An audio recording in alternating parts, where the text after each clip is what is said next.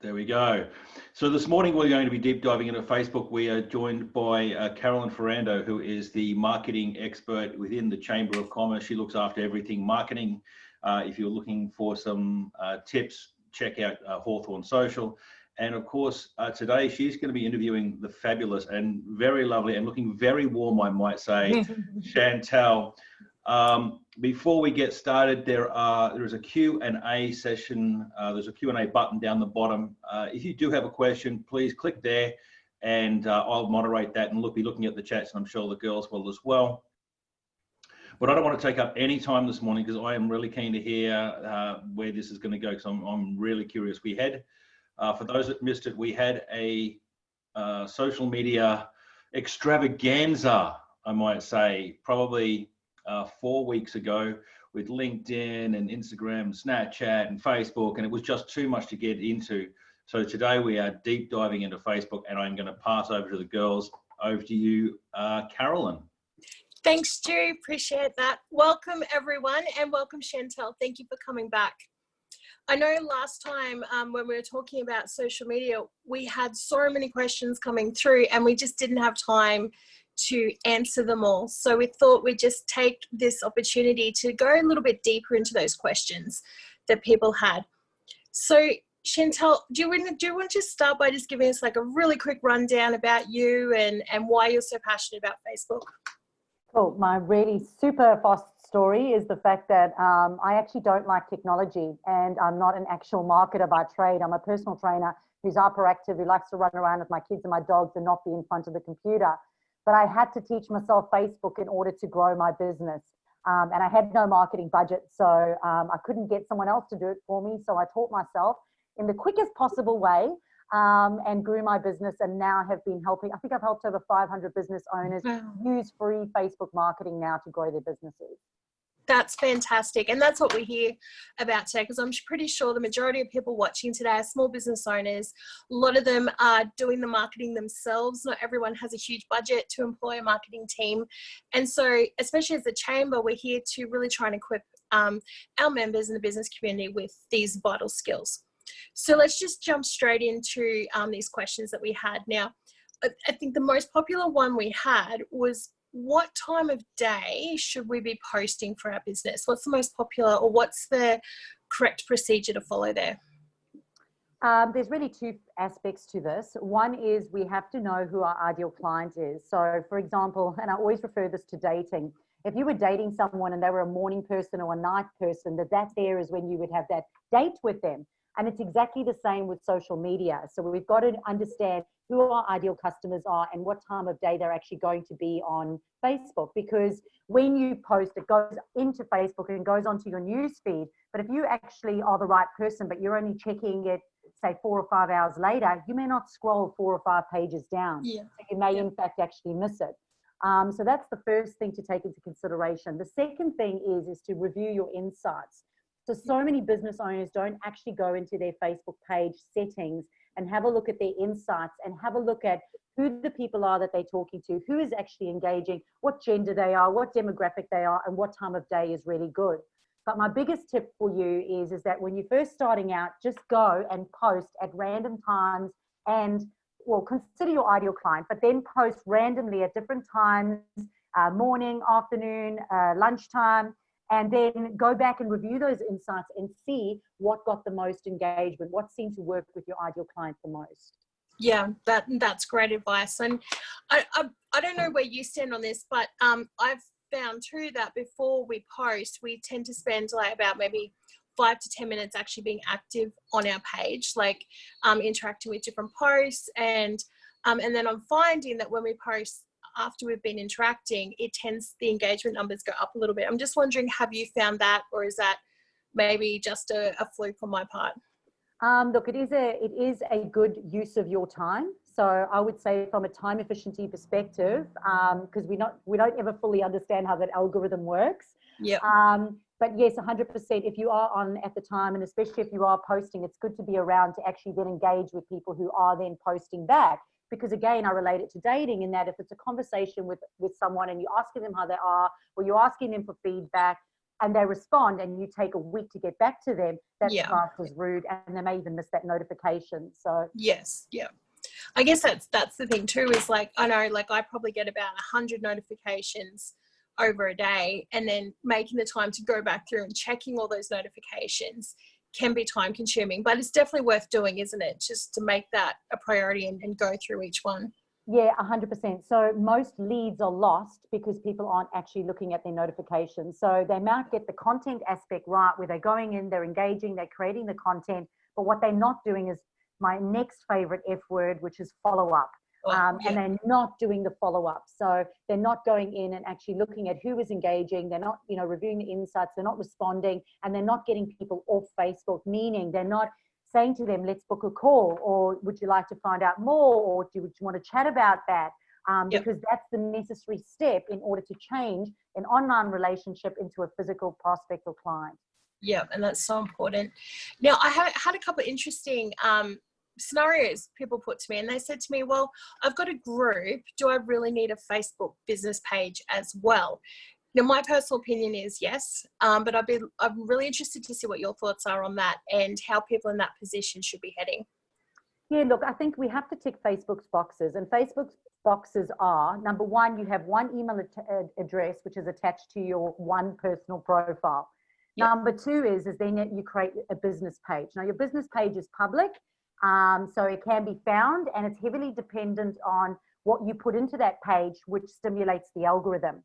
So in effect, if you are not setting up or using your personal profile correctly, you're going to be cutting off the algorithm. And it's the same with the business page. If you're not setting up that business, if you do not set it up properly, or if you do choose not to have one, firstly, it doesn't give you credibility with your prospects, but also you're cutting off the algorithm of the Facebook algorithm to actually attract the right clients to you. So yes, it is a necessary part of you having your strategy. But groups, believe it or not, out of everything, I believe that not everyone needs to necessarily have a group. Usually they're just not correctly using their personal profile or business page, which means they're wasting a lot of time nurturing groups that are not actually producing clients. So if your group is not actually generating new clients, sometimes it's better to actually start again, because to get those people engaging and to actually revamp that group is a lot of hard work. And sometimes it's actually better to pull them together in a community and nurture them right from the beginning. And that comes down to, my favorite S word, which is strategy. Yep. Well, did you want to dive a little bit deeper into strategy then and just explain that in context of the group and the page? Yeah, so a lot of people focus on, getting likes and getting engagement and content, or they blame the poor algorithm. Like those seem to be the biggest sort of objections when it comes to Facebook, or they say it doesn't work, or their ideal client isn't on Facebook. And all of those are 100% wrong because there are people that are generating heaps of clients and heaps of leads for free on Facebook. So with that in mind, like it does work. It's just that it's not being done correctly. Yep. So my favorite part of getting that strategy right is that we focus on the end part. And the end part is money. How much money are you hoping to achieve, and by doing what? Is it a service you're offering? Is it a product that you're offering? And what exactly is that thing? And then working backwards to go, well, who is the person who wants to buy that? How can I effectively communicate what that product, or how that product's going to benefit that person so they'll actually spend money on it? And then how am I going to use the full capabilities of the platform to get that end result? Yeah. Now, what people do is they hear something working for someone else and they go and they copy that strategy. And what works for one does not work for another. Yeah. Yep. There's multiple different types of strategies that you can follow, and it's industry dependent. It depends on your audience. It depends on your product or your service. And it also depends on how much time you personally want to spend on it, because a lot of them are going to take more time than others. Some strategies are, heavily dependent on being more present on social media. Yep. So, that's basically how that strategy works. Well, I know that from my experience, a lot of my clients that are service-based industries, such as cleaning or car detailing, they get great traction in community groups just based on people asking for recommendations. And then once they're put in as a recommendation, they pick up extra work from people reading the recommendations. But product-based, this is my experience, but our product-based clients, it's different.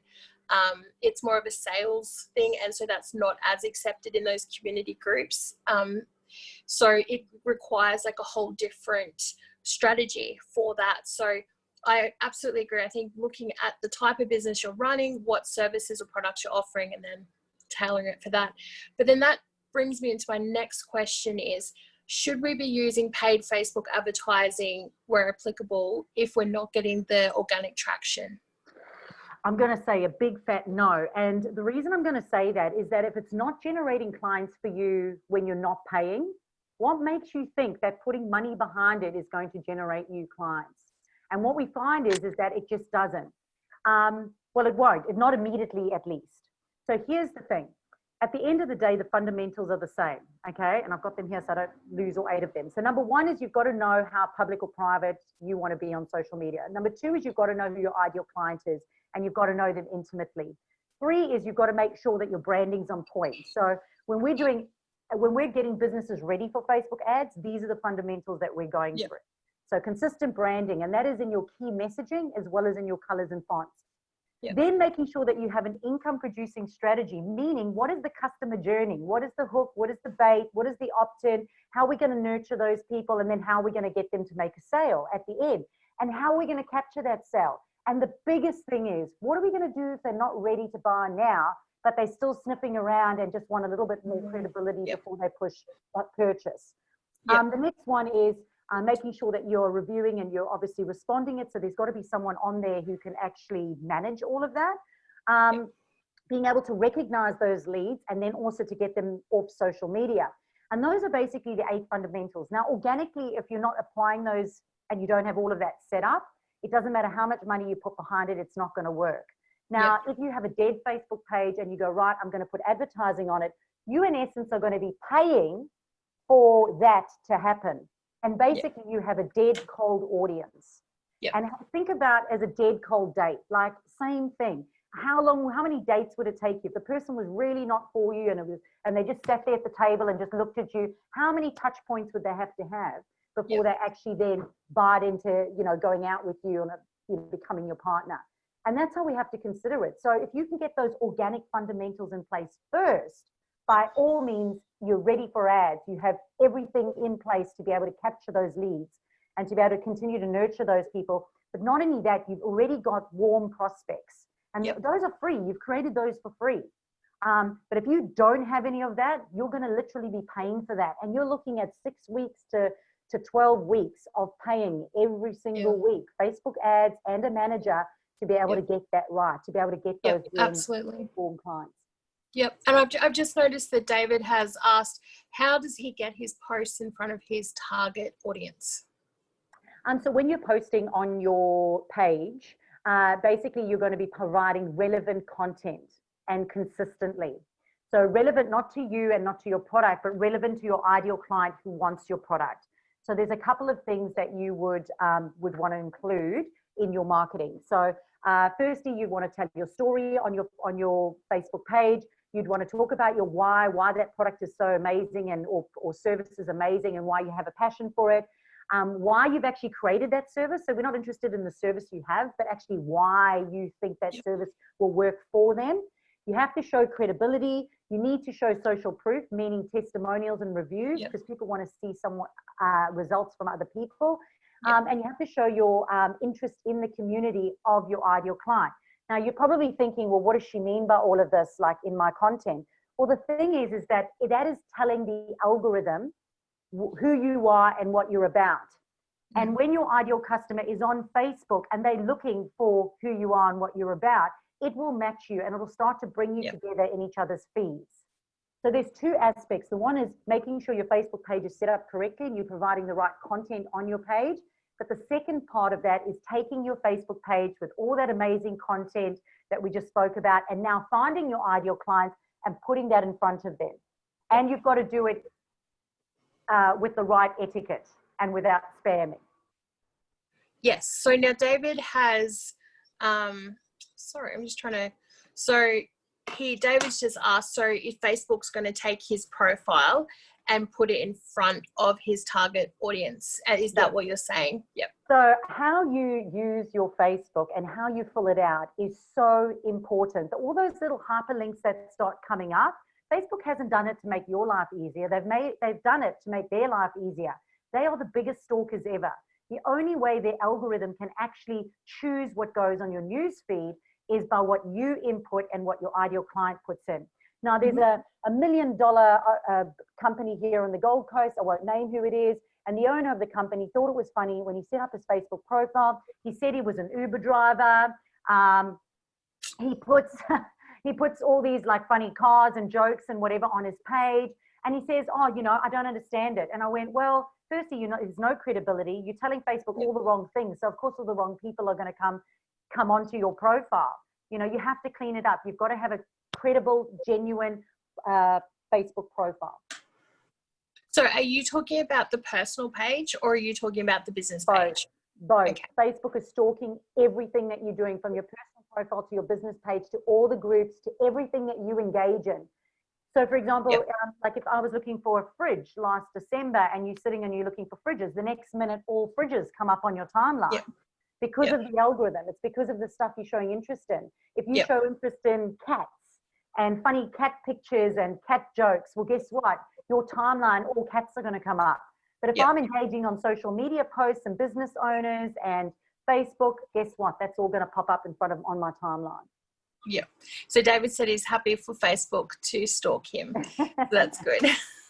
I think another really valuable place to find your target market too is look for relevant groups where they may be in and communicating and being like in community, and then being able to add value into those groups. Not in a sales way, but definitely in a, hey, I'm giving good value.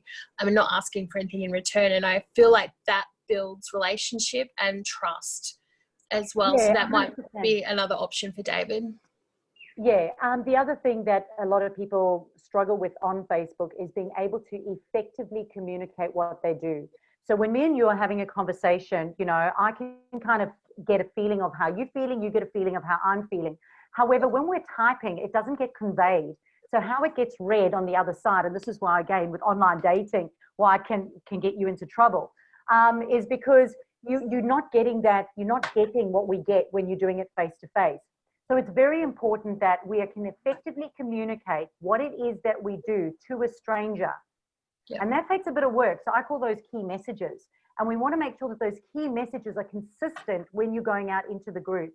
And also that you are differentiating yourself from anyone else who's doing the same thing. Yeah. Because if you're all accountants and go on and go, I'm an accountant, I do tax returns, guess what? You will get chosen on by price. They will just say how much. However, when you go in and you show value, you show how you differentiate from everyone else, you show your point of difference, you show why, and believe it or not, people actually want to know your personal story as well. So they want to know why you do what you do. They're more likely to connect with you. Exactly. And I noticed, and I know some of the groups that I'm in, it's a beauty group. And so somebody will say, look, turned 40, I've got dry skin, I'm not sure what to do. What do I do? And the comments below are all these businesses going, oh, look, try this product, it's going to do this and that. But the people that actually go, hey, I hear you, that's really frustrating, have you tried this? And they actually communicate in a relational way in answering the problem.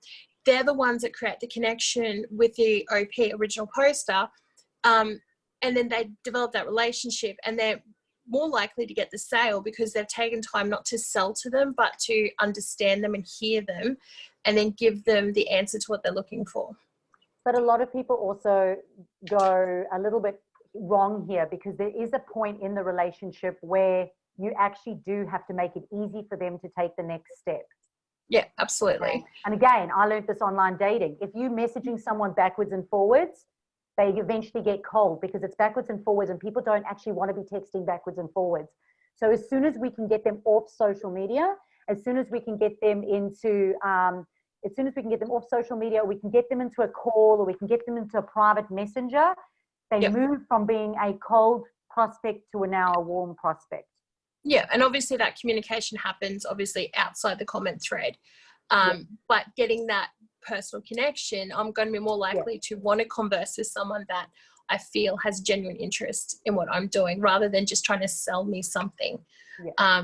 But then again, it depends what we're selling as well. Yeah. And that's the right etiquette, you know, it's that relationship first, and then how do we take it to the next level, then how do we take it to the next level. Yeah. Do you think there's room, when you talk about getting people off Facebook, obviously into that private conversation, do you think there's room in this scenario for chatbots and comment guards if you're busy and you can't be on your social all the time? Look, it's like anything. You risk losing people. There were 2 incidences yesterday on social media where people were complaining about going around and around and around trying to get some feedback from a bot. So I believe that there's a certain point in the relationship to then have a bot, but I don't believe that it's in that initial relationship building. And how I describe that is that if you were going on a first date with someone and you sent your secretary to your first date and said, could you have the first date with this person, please, and then tell me whether or not I should actually date them? It might be convenient for you to have someone else doing that for you, but how's it going to feel for the other person on the other side? And potentially the lead is lost. So although we also do Facebook content management and social media content management for people, we actually help our business owners do the engagement part, because that is the relationship part of you. Now with product-based businesses, of course, it may be a bit different, because the same questions are going to come up: postage, postage returns, things like that. So, that's a different story altogether. But the other thing is people go, I want a bot. Well, that's another investment. And not only that, now someone has to manage it. Like you have to have someone managing that bot. So you can either manage your inbox or you're going to be managing a bot and paying for a bot to still do it. Like people think it's easy, but it's just another thing. So at a certain stage, you'll be ready for it. But a lot of the time, you're not ready for it in the beginning.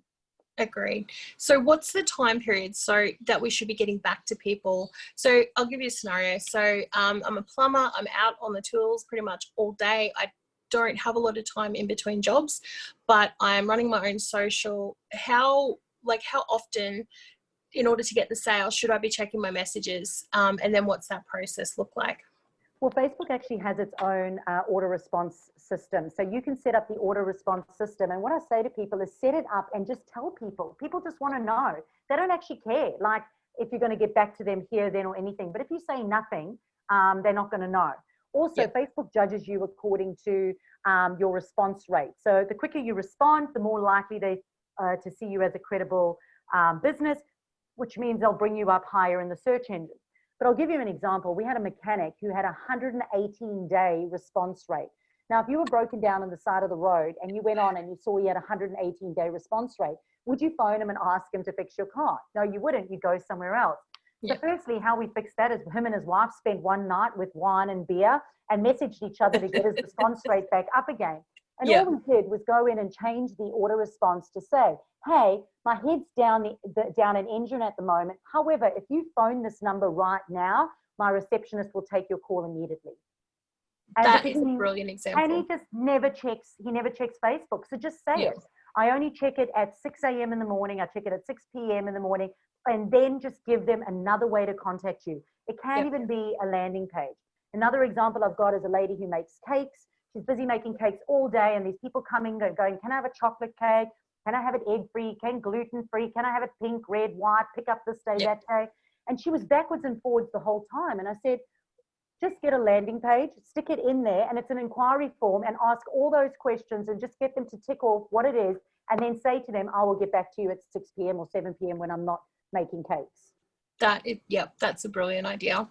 And something that I think for all the business owners that are watching today, really take note of that, because getting that conversion, that it can be the difference, like just making it a priority. I know if a lot of people say, oh, I don't want to be on Facebook.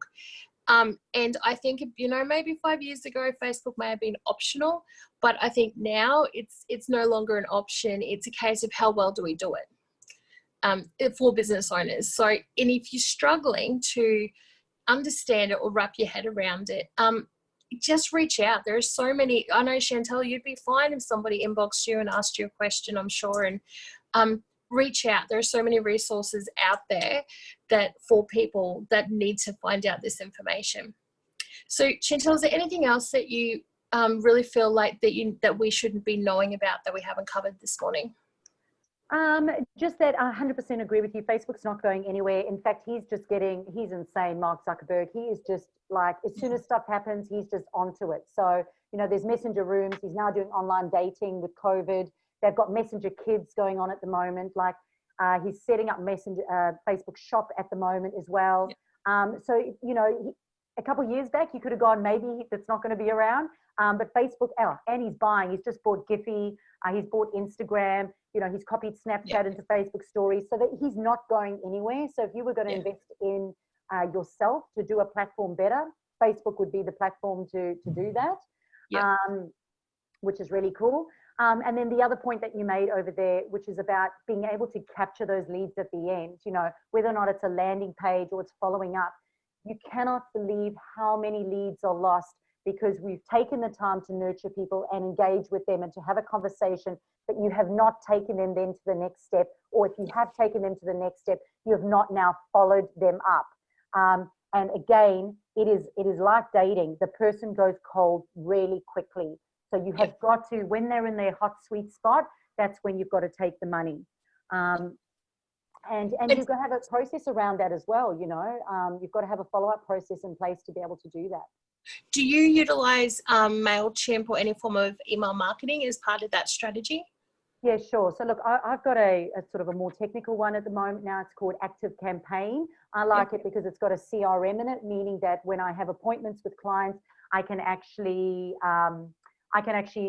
write my notes in that CRM, and then I can actually set a reminder so that it will notify me in a week's time to follow up with them, and all my notes are there. And then we can also target them with emails as well. So we can watch what they're doing and we can see what they're downloading. So, you know, I didn't have that initially in the first couple of years of my business because it is an investment to have that. But in the earlier days, I did have MailChimp, but MailChimp now, since they've got the new paid platform, there's other platforms that you could do. In fact, I think the Active Campaign basic platform is still better than the MailChimp basic platform. So as you grow, you could up your packages as well. And what I would like to mention, I don't know if anyone saw, because we are in Queensland, but round 2 of the grant was released last night. So it does include social media marketing and digital marketing, and we do have a package. So if anyone is interested, just to reach out and let us know. Fantastic. And there's also I know the Logan Office of Economic Development has resources. There's the ASBAS system, there's state government, small business resources that you can access as well. So there's heaps of different resources out there. I think that we've covered so much this morning, and I was just thinking, just to finish off, what would be your top resources that you would recommend for business owners that are either free or that are worth the money to invest in, that's going to help them with their social media or digital marketing? Look, I'm a big firmer investing in yourself. It's something that I did, you know, as a mum with 3 small kids when I moved to Australia. I had to learn myself how to do it. So if we're going to use these things, we need to learn to do them properly. So I would say lock yourself in a room with a bottle of wine, turn everything off, and just go through your entire personal profile, business page and settings. And Facebook's actually gotten so much better. They actually prompt you now and give you some really helpful tips. But remember, they are business, so they are also going to be constantly asking you to boost or do advertising. So if you follow the yellow brick road, it's always going to lead to Facebook getting money. So just watch out for those cues. So yeah, as I said, invest in your ability to be able to do it better. And my second piece of advice would be to come up with one income producing strategy. So if you're a service provider or if you're a product-based business, choose one desirable offer and consider the customer journey. Consider what the natural customer journey of that would be, and just go hell for leather on social media, directing people to that desirable offer, and then booking in those calls or booking in, you know, a sales call or something to get them across the line. So take one thing and get it right first. That was something I did in my business, and I believe that business owners are spitting too much out. And because there's shiny light syndrome on social media, we can glance over you because it's too fluffy, or we get confused about what you do. So choose one thing and do it well. Do it well. Actually, we've just got a couple other questions. So first one, if someone said that they shouldn't be putting phone numbers in the copy of when they write their copy for a Facebook post, what's your thoughts on that? You know, number one, which I spoke about earlier with my fundamentals, is decide how public or private you want to be on Facebook, because I'm South African, so privacy is very important to me. In saying that, you know, we're not in the dark ages anymore. So I believe, and this is how I qualify the business owner, if your mobile number is in your Google My Business account, on your website, on a business card, it is public. Yeah. It's already public. So if you put it on Facebook, it's still already public. It just is. And my mobile number is all over social media and I don't get harassed. Yeah. But for mobile phones now, again, if we're going to use these things, we need to know how to use them. So if ever you did get a funny call, you've got to know how to block on your phone, and you've got to know how to block. You just block. It's that easy. You don't even have to engage in the conversation and block. So we just got to know how to use those things. I think they were talking in terms of that it would penalise you on engagement by having the phone number in the post. I don't see it as an external link. Facebook doesn't like it when you take them to their competitors. So if you're taking them to YouTube or you're taking them to a website, although with a website they've been a little bit more lenient, but with YouTube they're not so happy about. So with a mobile number, I personally haven't noticed anything. However, I mean, I wouldn't do it all the time anyway, because how I test things is sometimes I'll use this link, sometimes I'll use that link, sometimes I'll use that link, because people's call to actions, well, they want a call to action that's different. So some may prefer email, some may prefer a call, some may prefer to book a call. And you can always use the call to action button on your Facebook page as well. So there's a button on your page which you can turn to contact you as well. Yes. Okay, so the next one, hashtags on Facebook. What's your thoughts? No, hashtags are not a Facebook thing. Facebook is actually very similar to Google in that Google does not need a hashtag in order to find it. They will take that word. If you just put a word, if you just put, you know, Facebook into Facebook, it will show you any post, any comment, any person who's using the word Facebook. That's how the search engine is. So if you use the hashtag Facebook, it's just going to take you to who else is using the hashtag Facebook. So it's not a Facebook thing, and we need to respect the platforms we're on. So why you see them on Facebook is because people are lazy and they go onto Instagram and they post on Instagram. They do 1,000, you know, hashtags, then they automatically post it to Facebook. But guess what? They respecting Instagram, but they're disrespecting Facebook. And although Facebook owns Instagram, it's still not professional. So my advice would be to either copy paste and put them in separately, one with hashtags, one without, or alternatively just to go in, click the 3 dots and remove the hashtags. However, Instagram is shorter form and it's more picture based. Facebook is more longer form, not long form, but it is more storytelling because it needs those words to search because they're not using hashtags. So if you wrote a short form thing on Instagram, you would probably have to go into Facebook. And if you were truly to respect the platform, you'd have to rewrite it a little bit more and add just a little bit more context into more detail so that you can be found.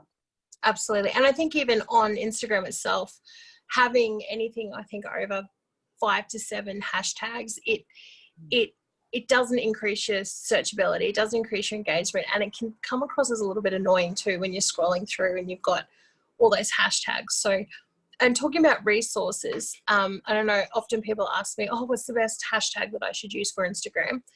So just quickly wanted to mention there's a fantastic program called Tag-O-Matic, which is free to download, which is one of the resources I recommend for our business owners. And obviously for Facebook, if you're thinking about creating content or you are trying to create content, obviously Canva is one of the, I think, most well-known content creation tools out there. Are there any others that you know about, Chantel? I find that a lot of people struggle with Canva on their phones. So yes, we say Canva if you're on a desktop, but there is another one called WordSwag, which is a free app, and literally you could be lying in bed and putting it together. But one thing again, you've got to make sure that your font is consistent, your colors are consistent, because else you're not going to be forefront of mind. So yes, you can change your branding, you know, you can evolve as you go, which is fine. But whenever you're doing something, to keep it consistent. Absolutely. And there's another one too called PixArt, which I like for bringing in video, and then you can overlay, you can create it in WordSwag, and the great thing about WordSwag is that you can save on a transparent background. So then you can then take that and then you can put it over different content as well. But have a play around Obviously, don't post everything you create, but as Chantel's been saying, keep it on brand, keep it on point, but play around. Don't be scared to experiment. And then when you find a style that you feel fits the ethos and the branding of your business, then create from that point of view and be consistent as well. And just really quickly, what's your thoughts on the use of video in your content strategy? Yeah, look, I mean, I know video gets a lot of, in the olden days, video was really big and lives were very big because it was trendy. Yep. Everybody's doing it now. So, I mean, you'll know yourself, how likely are you to actually click on someone's video? Or, you know, the only time you're going to do it is if you're having a sticky beat, or else if it's having a really captivating headline. Yep. So if you are going to be using video, keep them short, keep them punchy, keep them consistent. So it's better if, you know, if you're going to do it every Wednesday at 1 o'clock, people get used to that Wednesday at 1 o'clock, Yep. and they'll start to show up and they'll keep showing up. But if you Yep. haphazardly doing it all the time, people go, not you again, I'll watch that later, Yep. and they'll never get back to it. So, Yep. yeah, so what I've put, and yeah, make sure that they've obviously got the order script. You can with the new look Facebook. The new look Facebook in the live feature, it actually does have now a its own transcript feature, and it understood my South African Australian, so I was blown away. Oh, good. That's good. So be sure to go in and check the new look and go in. It does look a bit different, but again, if we're going to use these things, go through every setting, hit all Absolutely. the question marks, read, you know, how to use all of these things. And at the end of the day, good old Google, go Google it and watch some YouTube videos and how Yeah. it works. Absolutely. And I also suggest too that if you're using Facebook all the time on your mobile device or tablet, take a moment to use it on desktop as well, because there are features on the desktop version that aren't on the mobile devices.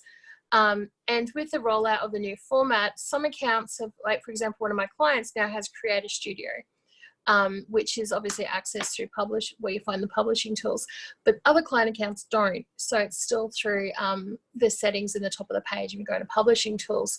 But you'll only find that out when you go on the desktop and you have a play around with it too. And you can see, I think, the insights are better, this is my opinion, I don't know what you think, but are better presented when you can see them on the desktop, and rather than scrolling through, you don't get quite as much detail, I found, on the mobile devices.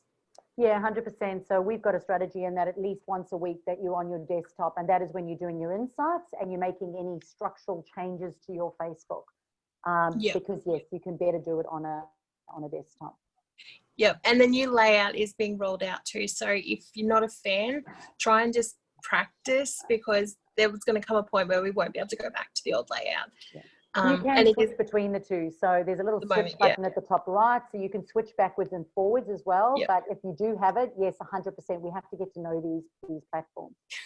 I know when it first happened, and I'm on Facebook all the time, I switched to new layout. I'm like, where'd my What pages the hell? go? I know. It took me a moment. I had to like Google it to find out. So I can only imagine how much more confusing it is for other people. Oh, Chantel, just thank you so much for coming on board. And I just want to encourage everyone that's watching today to reach out to Chantel. I'm sure you will have notes or you'll have resources from this that people could access through you. Yeah, look, on my website, which is my name, which you can see on Zoom there, chantelgerardi.com.au, you can subscribe, and we send out weekly podcasts, events, like, for example, the details on the Queensland grant, which is going out today too. So we give out heaps and heaps of information, and if anything new happens on Facebook, we send out, you know, our top tips on that as well. So I'd encourage you to subscribe on that website. There is also an opportunity for you there to book a call with me. You know, the programs that I offer are up there as well. And then you can also find my Facebook page, where obviously I post 2 to 3 times per day, sharing valuable tips as well. Fantastic. And just from the chamber point of view as well, don't forget we still are running a free membership special. So you can access that through emailing membership at loganchamber.com.au. We also have our business to business book, which is available for sale from our website, or you can comment below here and on our Facebook page. And Jackie, who was a fantastic lady who put it all together for us, will get you one of those books. So if you check into the comments of this Zoom, you'll see Chantel's just popped her website address there for you guys to jump on over. So I'm going to hand back to Stu now, and thank you, Chantel, again. Been amazing. Thank you. Yeah, very cool, Chantel. Thank you very much, Carolyn. It's I've been taking lots of notes, and I think sitting here and I found it amazing that messaging yourself to try and get your response times up, because sometimes you are pre-COVID, you're away or something, and you don't even log into Facebook when you're overseas, and then suddenly you come back and your response time is terrible. I didn't realize didn't even think of sitting there and messaging. That's absolutely awesome. The chamber is going to be messaging themselves a lot just to get that one back up. Thank you very much. I did say that this is part of a series, and this is the series here. So we've got this is Facebook Deep Dive. If you have a look back there, you can see the different episodes we've had so far. And next week we have Assembling Your Team with Natasha Hobson. Natasha has done a lot of work around putting together teams in Logan. So it's not just assembling your team from the ivory tower of HR. It's actually looking at it from a Logan point of view and how that would all work. Again, a big shout out to our committee. I always do this at the end. These are the people that run the Chamber of Commerce, and I do need to update Annette's photo. I do realise she doesn't actually quite look like that. And of course, our sponsors, the Logan Office of Economic Development, Invest Logan, 101 FM, Meadowbrook Golf Club, who host lots of our functions and our chamber meetings, Rebel on the Breeze, and IKEA. And this is, I'm not going to work with a background unless I put it in front of myself. There we go. That's the book. If you get a chance, if you want to go through the book, the webinar series is based on the book. But thank you very much, Chantel. Guys, next week, tune in to hear about Natasha. And this is part of a series. The next three webinars are part of a series of looking after your team. So building your team with Natasha Hobson, then managing your team with Wayne Rabnott, and then building a culture within a team with the fabulous Robert Gutierrez. So Robert is one of our business coaches at the Chamber and does some amazing work. It's been fabulous having Chantel, you with us, and Carolyn. Until next week, stay safe, and do jump onto the Chamber Facebook page and subscribe to the group. We got notification yesterday about 45 seconds after that grant was released. And if you're a member of the group, you would have been one of the very, very first people, because we connected directly with Shannon Fenderman's office. So the moment that got released, seconds later, it was on the Facebook group. So if you are not part of the Facebook group for the Chamber of Commerce, join or message one of us. Until next week, we'll see you soon. See you guys.